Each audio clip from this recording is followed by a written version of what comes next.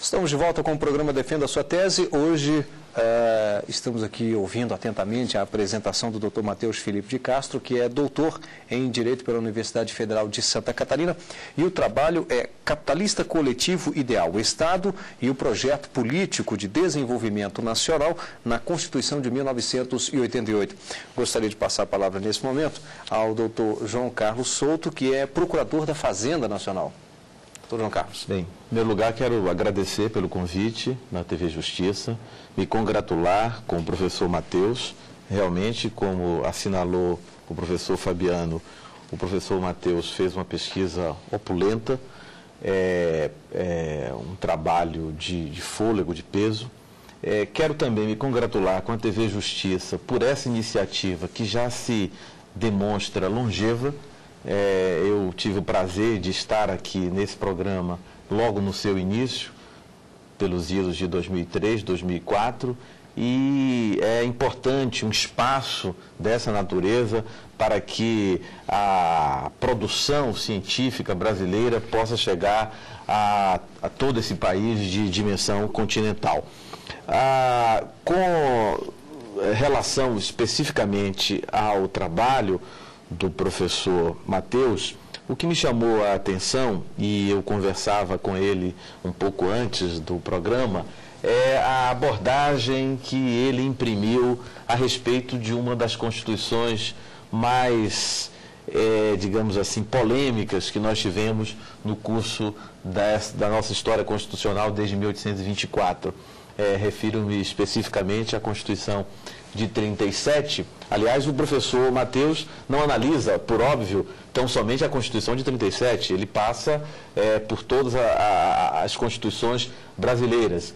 E no que diz respeito especificamente à Constituição de 37, ele traz algo de novo, demonstrando particularidades e especificidades que a hermenêutica nacional parece que não tem lançado o olhar devido ao longo do tempo. Então, com relação a esse tema específico, eu selecionei algumas passagens aqui, mas prefiro que o professor comente essa leitura que ele imprimiu a respeito da Constituição de 37.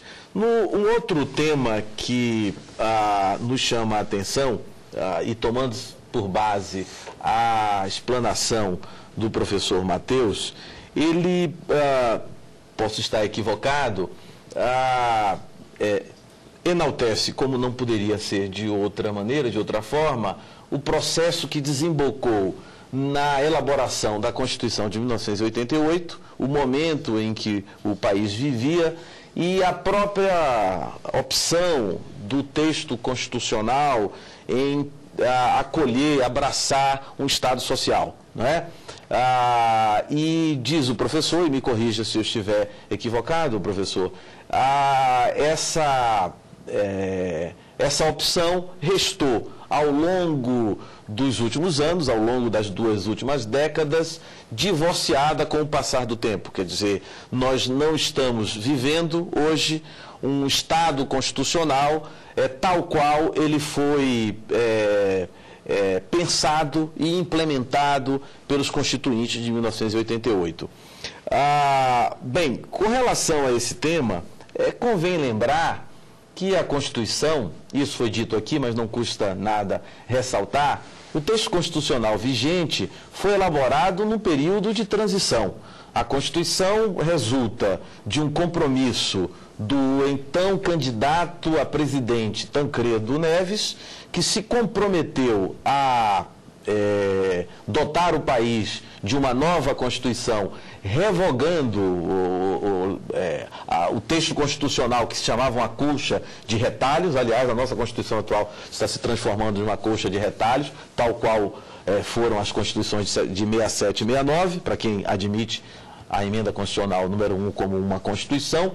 Um compromisso de Tancredo Neves que o então presidente Sarney resolveu cumprir através de uma emenda constitucional que, na eleição de 1986, os eleitores votaram escolhendo um Congresso Nacional com poderes constituintes. Não é? Mas é um período de transição porque sabemos nós que nesse instante, em 86, e a partir do momento que a Constituição começou a ser elaborada, a partir de março de 87, ainda vigia a dicotomia ideológica do Muro de Berlim, não é? Que somente veio a sucumbir alguns anos depois, mais precisamente em 1989.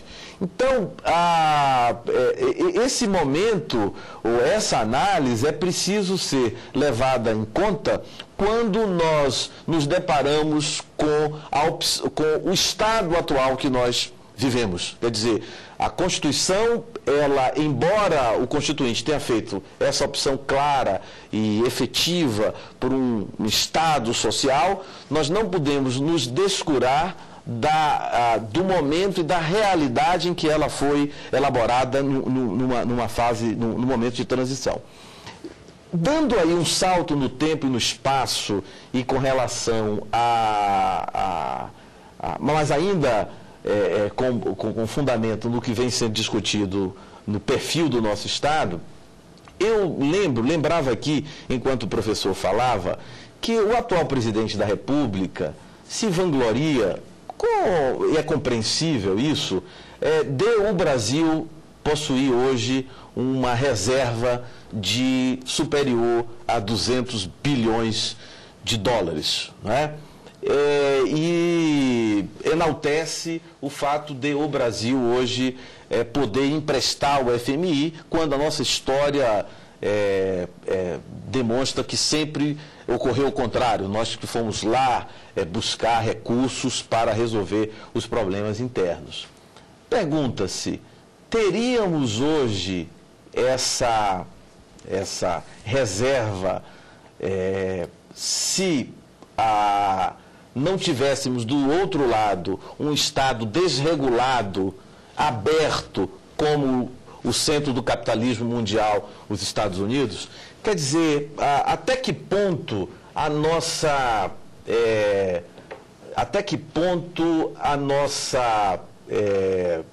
vitória, a falta de uma expressão mais adequada, a nossa vitória econômica, o caráter positivo da política econômica que vem sendo implementada desde então, estaria no patamar atual se nós não tivéssemos do outro lado do Atlântico, melhor dizendo, um pouco mais ao norte do Atlântico, um país com uma economia desregulamentada, um país aberto e consumindo as commodities, o que vem sendo produzido na China, na Índia. Então, me parece que essa peculiaridade, me parece que esse detalhe, me parece que essa questão é preciso ser levada em conta quando nós analisamos o Brasil atual, analisamos a situação econômica atual do país e esboçamos um certo saudosismo daquilo que o Constituinte, repito, no momento de transição, pensou para o país. Eu não sei se me fiz muito claro, mas, em resumo, vivemos hoje numa situação de estabilidade econômica. Vivemos hoje numa situação em que o país dispõe de pouco mais de 200 bilhões de dólares de reserva, né? E, por outro lado, paradoxalmente, nos queixamos de o Estado, a sociedade, o país ter se divorciado um pouco daquilo que foi pensado pelo Constituinte no final da década de 80 e, insisto, um período de transição, um momento de transição. A pergunta é, estaríamos melhores, estaríamos em situação melhor hoje se não tivéssemos essa abertura econômica que vivenciamos na década de 80, 90, do outro lado do Atlântico? É essa a indagação que eu faço São essas as indagações que eu faço ao professor Matheus. Às vezes fica um pouquinho de contraponto ao ponto que nós temos aí mais de 200 bilhões numa reserva, pagamos altos impostos fica meio incompatível até com aquele grande discurso de que somos autossustentáveis no combustível ao ponto que pagamos a gasolina mais cara do planeta. Então, é meio estranho. Doutor Matheus. Quero agradecer primeiramente ao professor Souto por ter aceito, né, participar aqui hoje dessa apresentação da nossa tese. E dizer já de início que eu faço uma abordagem um pouco diferenciada da que o professor Souto realizou aqui hoje. Na verdade, os Estados Unidos são um país extremamente protecionista, não são um país liberal. Existe um autor chamado Ha-Joon Chang, que escreveu um livro interessantíssimo, Chutando a Escada, onde ele coloca que países do centro do capitalismo apregoam um receituário hoje para os países da periferia do capitalismo que não foi o receituário que os levou a ser centro do capitalismo. Eles acabam chutando a escada, não permitindo que os países da periferia do capitalismo percorram o mesmo caminho que eles percorreram. O que nós podemos visualizar é um índice gigantesco de intervenção do Estado norte-americano na economia americana, principalmente através do protecionismo, enquanto eles apregoam para os nossos mercados uma liberalização. É aí que reside, no nosso entendimento, essa grande contradição. O governo Lula, ele também é um governo de transição. Na verdade, no meu entendimento, eu vejo o governo Lula como um governo de transição do neoliberalismo para um Estado que começa a criar as condições para a implementação do projeto que foi desenhado, que foi delimitado na Constituição de 1988. O presidente anterior ao governo Lula entregou o país em grave crise financeira. Foi necessário queimar grandes quantidades de reservas internacionais brasileiras para poder permanecer o real naqueles valores em que eles se encontravam em 2002. E nesse sentido, o governo Lula, implementando o PAC, o Projeto de Aceleração do Crescimento, realmente coloca o Estado brasileiro em um novo patamar, um patamar de desenvolvimento social, principalmente, porque o governo Lula, ele investe no PAC, mas ele também investe em projetos sociais. E nesse sentido que nós entendemos esse governo como um governo de transição que pode implementar realmente aquele projeto. Eu acho que nós devemos ser saudosistas. É evidente que uma Constituição, ela não é uma coisa, ela é uma relação social.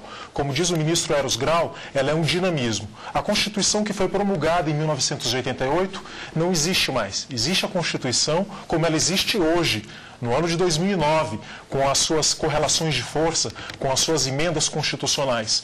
Mas mesmo com tantas emendas constitucionais, eu acho que o espírito da Constituição de 88 permanece válido. A busca da construção de uma sociedade de bem-estar é a busca da construção de uma sociedade melhor, onde milhões de pessoas que hoje vivem na informalidade, no desemprego ou na miserabilidade possam ser retiradas desse quadro substancial. Quanto à Constituição de 1937, realmente o professor Souto tem razão. Nós realizamos uma abordagem que se diferencia um pouco da doutrina constitucional brasileira. A doutrina constitucional brasileira, em geral, coloca a Constituição de 37 como uma Constituição que era meras folhas de papel, como dizia Ferdinand Lassalle, ou seja, o que valia era as relações de poder estabelecidas pelo ditador da época do Estado Novo, Getúlio Vargas. No nosso entendimento, a Constituição de 37, ela consubstancia um instrumental jurídico necessário para um momento de exceção, mas um momento importante para que a Revolução de 30 pudesse levar esse projeto de industrialização adiante. Como nós sabemos, a Revolução de 30, os tenentes que chegaram ao poder em 30, eles vêm combater exatamente a República Velha, aquela situação onde a nação brasileira, ela padecia num regime econômico fundado principalmente na produção rural. O Brasil, ele não era um país industrializado, ele precisava, tratava-se de uma necessidade histórica aquela industrialização. A Revolução de 30 traz essa necessidade. A Constituição de 1934, que é a primeira Constituição com conteúdo social brasileiro, vigiou pouco, mas a de 37 levou adiante aquele projeto, fornecendo para o presidente, para o executivo da época, instrumentos jurídicos necessários para que aquele grande projeto de industrialização nacional pudesse ser levado passado adiante. No nosso entendimento, é o que acontece. É óbvio que houve falta de democracia, é óbvio que houveram prisões arbitrárias. O Estado que nós queremos hoje, para a nossa realidade, é um Estado amplamente democrático. Não é o Estado novo, não é o Estado do nacional-desenvolvimentismo, que pecou muitas vezes pela falta da democracia, principalmente com a ditadura militar. Mas nós precisamos realizar um movimento dialético, onde nós aproveitamos o que é de bom dessa experiência e colocamos em novo patamar. E esse novo patamar, no meu entendimento, chama-se Estado Democrático de Direito. E um Estado Democrático de Direito que consegue se colocar no mundo globalizado.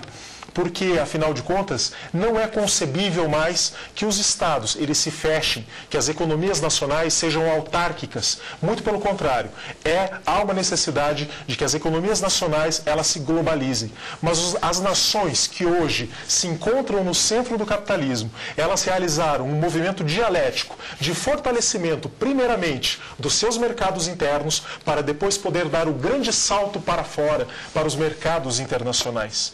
O que hoje se apregou para o Brasil seria uma abertura pura e simples, sem criar as condições materiais necessárias para que o nosso mercado possa concorrer com os mercados internacionais. A nossa tese apregou a isso, o fortalecimento do mercado interno brasileiro, exatamente para que ele possa concorrer em nível de igualdade relativa com os mercados internacionais, principalmente dos Estados Unidos, que é uma economia que não pode ser negligenciada, mas que vem perdendo importância principalmente a partir do avanço da economia chinesa. João Carlos, você tem mais alguma coisa? Eu gostaria de fazer uma indagação ao professor Matheus, uma questão pontual. O professor Matheus ressalta que a economia norte-americana é uma economia protecionista, né? Exatamente essa expressão. Eu indago como explicar o maior déficit da história que a economia norte-americana vem experimentando desde a assunção do então presidente George W. Bush, até agora, até o início do governo Obama. Quer dizer, não, posso estar enganado, mas não me parece que se harmonizam a situação fática do déficit absurdo, né? A China não construiu 2 trilhões de reservas em dólares com outros países que não os Estados Unidos. É claro, pode ter alguma coisa com a Alemanha, com o Japão, etc. e tal, mas como então explicar essa situação fática e a afirmação assertiva do senhor no que diz respeito ao protecionismo que supostamente vige na economia norte-americana, professor? Essa questão levantada pelo professor Souto é uma questão realmente apaixonante. Lenin, no seu Imperialismo, Fase Superior do Capitalismo, afirmava que as nações imperialistas eram aquelas que eram exportadoras de capital. O que nós verificamos na economia norte-americana é exatamente o contrário. A economia norte-americana ela é importadora de capital. Como conjugar essa contradição? Como conjugar a contradição de um país que comanda o mundo, que é o banco do mundo, como eu bem citei aqui, e ao mesmo tempo é o país mais deficitário do mundo? Exatamente o neoliberalismo, a financiarização da economia mundial, principalmente a partir dos governos de Ronald Reagan e Margaret Thatcher, também na Inglaterra, houve essa tentativa, houve essa transformação da economia mundial. Os Estados Unidos, a partir de então, escolheu ser o banco do mundo, enquanto a China escolheu ser a fábrica do mundo. Esses déficits orçamentários é que sustentam hoje o consumo o consumo das famílias norte-americanas. A família norte-americana é uma família que ela age principalmente através do cartão de crédito, a partir do endividamento. E isso é o que nós podemos visualizar agora nessa explosão da crise econômica do subprime nos Estados Unidos. As famílias elas compravam residências, não podiam pagar o seu financiamento, em determinado momento viam que aquelas casas valiam muito menos do que o financiamento com os juros, né, que eles tinham que pagar para os seus bancos. E paravam de pagar os financiamentos e gerou esse início de crise mundial. Exatamente porque os Estados Unidos se colocam como um país deficitário. Isso cria contradições flagrantes para a economia mundial. Afinal de contas, hoje a China possui reservas em dólares gigantescas, principalmente em títulos do Tesouro norte-americano. Os Estados Unidos, se há uma desvalorização muito grande do dólar nos Estados Unidos, a China vai perder dinheiro, evidentemente. Então há aí, vejam como a economia globalizada, ela vai se compensando, os interesses vão se encontrando. De qualquer forma, os analistas, principalmente a professora Maria Conceição Tavares, que é uma grande economista brasileira, ela vem sempre ressaltando esse aspecto da decadência da economia norte-americana. O dólar, ao que parece, vai perdendo o seu poder. É evidente que isso não é uma coisa para amanhã, um processo histórico de grande proporção, mas o dólar vai perdendo realmente a sua importância no cenário mundial. Não é à toa que países, que nações estão preferindo agora, como o Brasil e a Venezuela, a Argentina, realizar comércios em moeda local, deixando o dólar como padrão monetário internacional. E isso por quê? Porque as graves crises que acontecem nos Estados Unidos acabam refletindo de uma forma muito gritante no Brasil e nos outros países da periferia do capitalismo, exatamente porque o seu comércio externo é indexado em dólar. Esse processo, nós não daremos uma resposta, nós poderemos assistir ao processo histórico se desdobrando.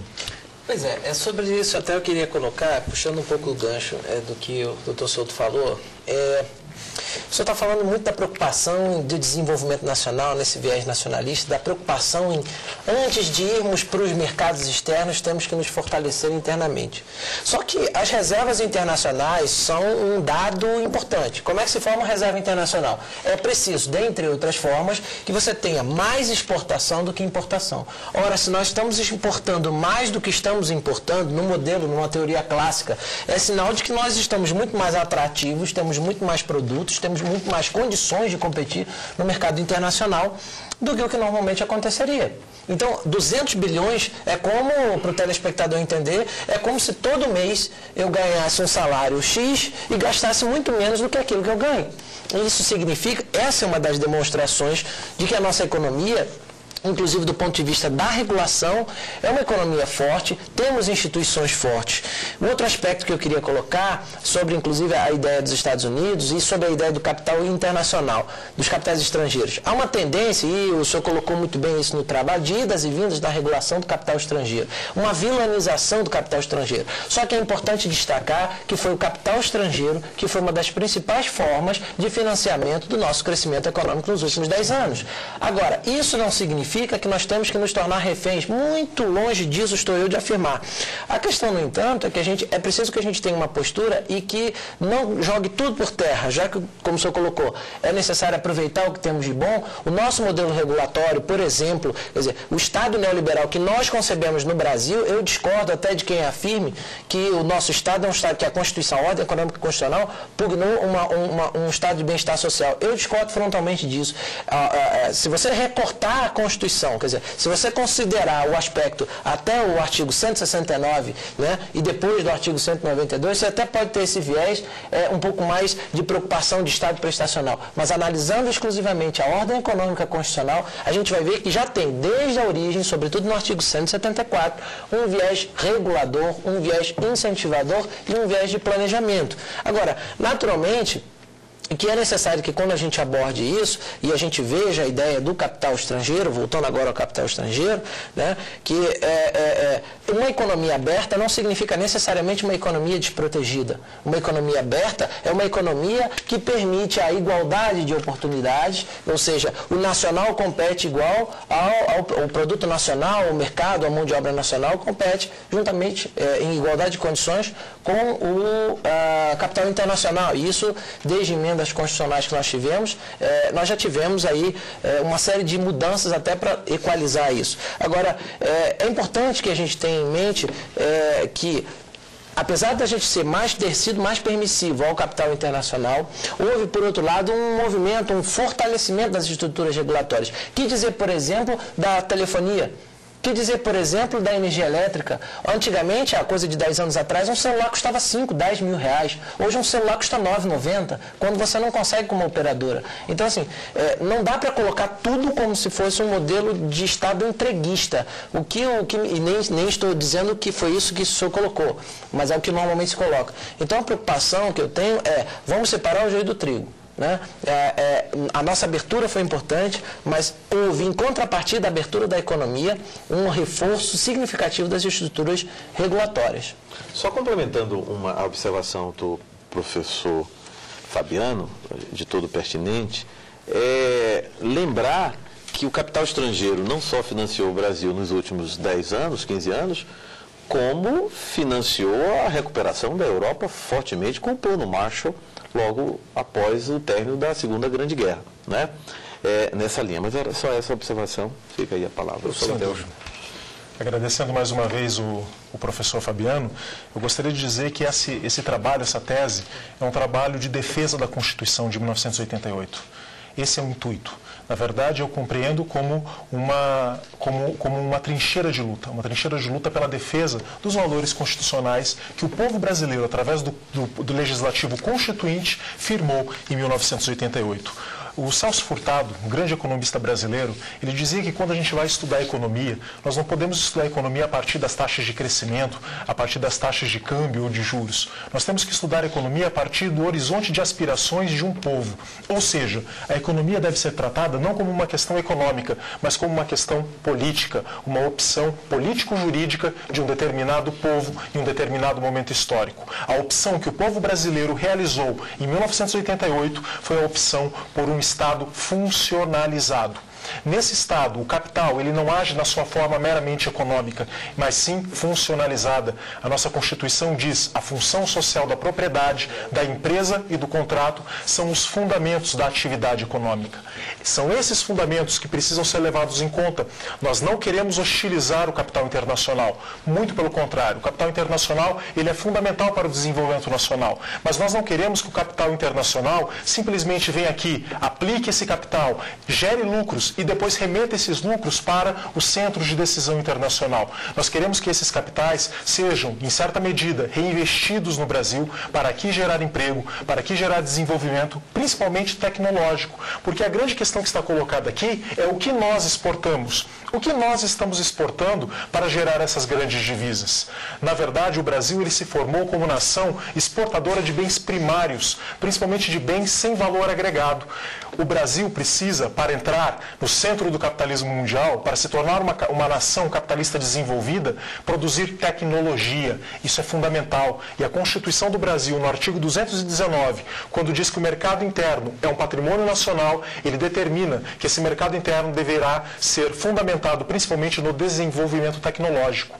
Nós temos aí os autores da CEPAL, que principalmente faziam aquela análise da depreciação dos valores de troca. Se uma nação ela produz bens primários, por exemplo, soja, por exemplo, bens com baixo valor agregado, e importa bens tecnológicos, cada vez mais essa nação vai precisar produzir bens primários para cada vez menos trazer produtos altamente industrializados para dentro do país. Essa é uma contradição flagrante e que acaba achatando, em perspectiva histórica, essa mesma balança comercial favorável que o Brasil vive hoje. Então nós estamos sim vivendo um momento conjunturalmente interessante, mas nós precisamos pensar para o futuro. Nós precisamos preparar o Brasil para 20, 30, 40, 50 anos. E nesse sentido é importante que o Brasil coloque firmeza no desenvolvimento tecnológico interno, principalmente dos bens de capital. Com isso nós poderemos conseguir sim realizar aquele horizonte de aspirações político do povo brasileiro,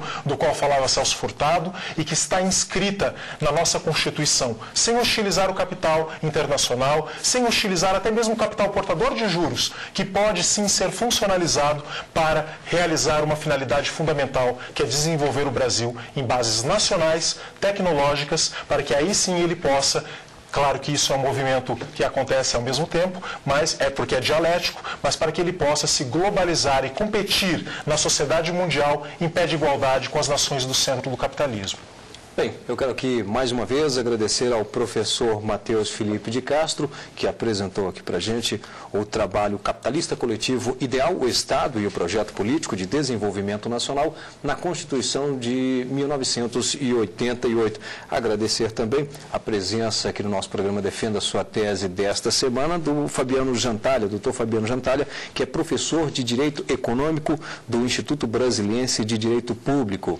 Bem como também agradecer muito e mais uma vez aqui a presença do professor João Carlos Souto, que é procurador da Fazenda Nacional. E chegamos ao final de mais um programa Defenda a Sua Tese, agradecendo, claro, a sua participação. Lembrando que você também pode participar do programa enviando a sua sugestão, o tema, o seu trabalho acadêmico para ser debatido aqui no programa Defenda a Sua Tese. Para isso é fácil, basta enviar o título do seu trabalho, um currículo, para o e-mail defendasuatese@stf.jus.br. Obrigado e até o próximo programa.